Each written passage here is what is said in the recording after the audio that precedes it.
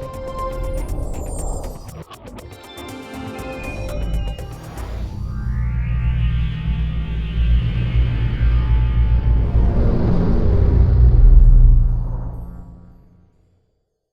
and welcome to official Xbox 360 Magazine's OXM report, and this week we're talking to one of the producers of Shift 2 Unleashed, potentially one of the most exhilarating and terrifying racing games coming out this year.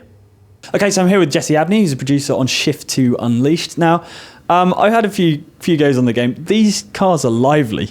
Yeah, absolutely. I mean, it's all part of the driver battle, the experience, the follow-on to the proposition, the true driver experience in Shift 1, with the help of the helmet cam, putting the player behind the visor, in the seat of the driver, really playing up the whole experience, physiological, emotional driver battle that exists moment to moment in the grid, moment to moment against yourself as you're hurling down the straights at 150 miles an hour and heading into a corner in absolute darkness during our night race.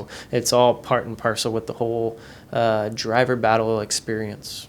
So obviously Patrick Soderlund works for EA and is also a racing driver, and he's featured in the game. What kind of input has he been able to provide?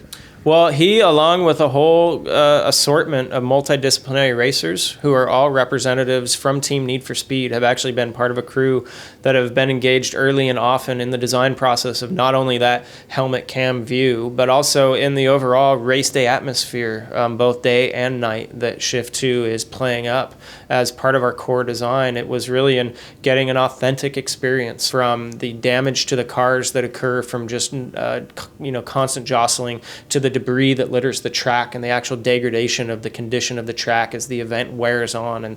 And the wear to the car is very evident when you watch a lot of these races. And so we're really just portraying that through a number of cinematic camera VFX devices in Shift 2, which have actually just been progressed and refined and improved upon by SMS, really as a follow-on from Shift 1, and really just to further immerse the player in an authentic racing experience, which we think separates Shift 2 from the simulations in the same space, as well as the arcade racers who really have simplified approaches to the fun of racing.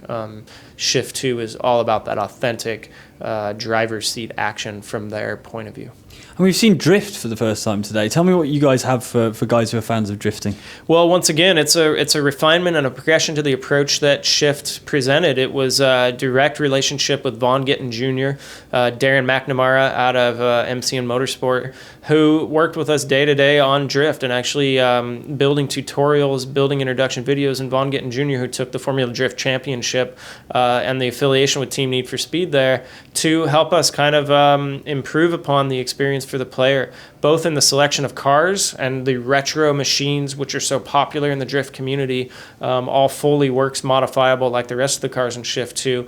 These cars are iconic in the drift community, from the first E30 platform BMW to things like the RX-7 FDS. These cars are purpose-built, engine suspension swappable and fully tunable, tested and then saved templates for drifting, drift tutorials, a wide open drift practice track, and again a bunch of content tutorial type presentation from Vaughn Gittin Jr. and Darren McNamara.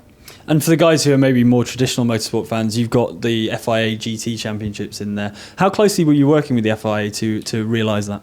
Well, part of the Team Need for Speed tenet this year was to participate in the GT3. So Patrick Soderlund and a team from Schubert Motorsports participated in the BMW Z4. They did really well, placed third, and so their participation was inherent with the whole schedule of the FIA GT3. As it rolled on, we really took cues from them, integrated the cars from the FIA GT1 and GT3 into the game, and really worked with them on the licensing aspects as well as building that experience into the career structure. So not only is FIA there, but there's 7 different motorsport disciplines represented in our career structure that the player can experience, and that reflects a bit of the variation in the car list as well. Over 120 select vehicles that we're talking about today, and those vehicles all represent pieces of those individual disciplines as described with drift.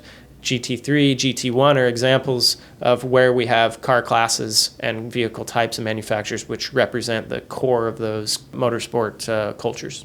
I noticed there's the Seacrest County Police Reventon, a bit of a nod to our boys at Criterion. Well, absolutely, yeah. I mean, the Lamborghini's big in FIA GT as well, and we have special liveries, we have special surprises that you've just nodded on. So, examples of things like integration of Autolog this year is now Need for Speed DNA, and so Autolog, like we've all learned about in Hot Pursuit, is now being implemented in Shift 2. It's, a perfect marriage with a simulation-style track-based racing game, which has a much deeper, more complex level of data accumulation and data presentation for players in that genre of track-based competition. And so the Autolog now allows us to communicate with users of Hot Pursuit. People who buy Shift are incentivized. Things like cars that you may have raced in Hot Pursuit are now raceable in Shift 2, and certainly aspects like that we can play up in a whole new way. And so we're pretty excited about the marriage of Autolog